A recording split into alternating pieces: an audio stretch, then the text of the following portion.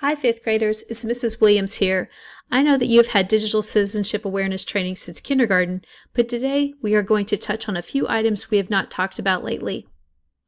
First, let's review what digital citizenship is. It is being able to use the correct etiquette, also known as netiquette, when you are online. The general rule is to treat people the way you want to be treated. Make sure the information you publish online is positive. Respect yourself and others while you are online. You have free speech and privacy, but you have to respect the rights of others even though you can't see them online. If you use a source for research, be sure to give the owner credit. It is also important that you don't share personal information such as your passcode and where you live so that you can protect your identity and protect yourself. If someone is unkind to you or asks you something that makes you feel uncomfortable, then you need to tell a trusted adult. The four areas I want to talk about today are use, explore, engage, and limit. The first one is use, and this icon was created by Mac Meekin. She's an instructional designer and a blogger, and it says use technology to gather information, communicate, or just have fun. So I thought I would check the internet and see who's having fun out there. In compliments to Twitter, Ashley Wood posted this of a student that had just finished digital citizenship class and was told that they could do something that they wanted on the computer. So he decided to practice typing while racing his friend. And Ashley Wood uses great digital citizenship because she doesn't give the student's identity, and you can't really tell what school he goes to because there are a lot of BHMS schools out there. Gathering information. I was looking for a safe search browser, and I found Kittle.com, and I thought I would try it out, and I typed in spiders to research, to gather some information. And there's a lot of great facts, great pictures about spiders, so that's a cool source to use to research or gather information. The other one, the copyright-friendly media, Simbula.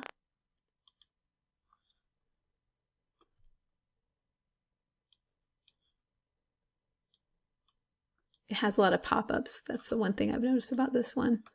But it does have a lot of information that you could use on projects. Pics for Learning is a copyright-friendly for education purposes. You can use these different pictures for projects, which is great.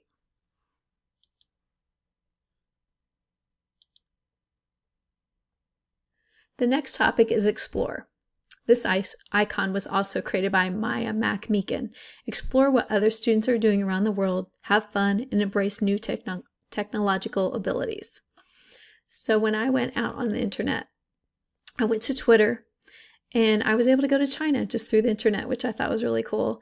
And these children here are attending a first writing ceremony as part of their traditional education as first-year students. So that was really cool. Another place I was able to go, compliments of Facebook, was to Singapore. And this knowledge platform is a company that specializes in learning and instructional design, and they create and develop programs for blended learning. And I thought it was really interesting here how they say in Singapore, as in elsewhere in the world, teachers have found it more difficult than students to adapt to using information technology in the classroom. So some of the students are helping the teacher, which you all do for me, right? Another place I found in London through BBC, the students using laptops here, but Digital Skills Gap opens up in English schools. So there's reports that the children need to be learning a little bit more digital skills. The other icon I have is Engage by Mac Meekin. Engage in the world through social media, crowdsource, and inquire. So I thought, well, I'll go out on Twitter this morning and I'll inquire. I'm putting together a digital citizenship movie for my 5th grade students. Any suggestions? And that was this morning. So I thought I could check and see if anyone has responded.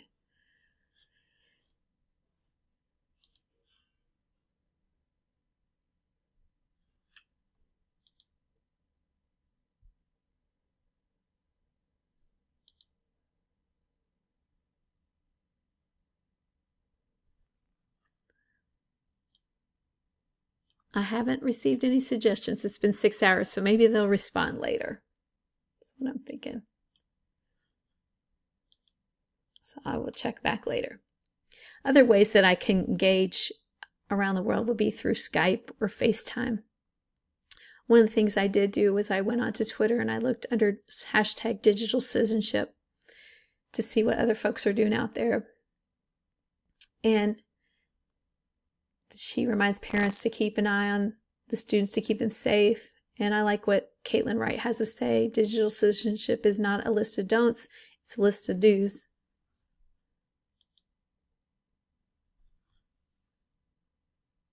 The next topic is limit. Limit your time sitting. Don't move around. Don't forget to exercise.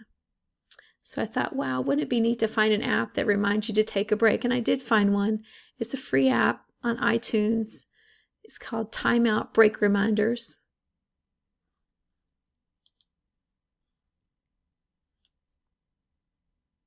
And you can customize it to be how you want it to be. So normal is 10 minutes, 10 minutes after working for 50 minutes. And for micro, they say 10 seconds for every 10 minutes. But the app lets you decide how long and each kind of break lasts and how long between breaks. I thought this was interesting. This is from NewYorkTimes.com, but it was posted on Twitter by Dr. Julie Steinhauer. This is not surprising news. Too much screen time has a direct effect on your vision. Take breaks. So too many Chinese children need glasses and they think it's to blame for video games. I want to thank you for being with me today. I hope you've learned a lot about digital citizenship. Have a great day. Bye-bye.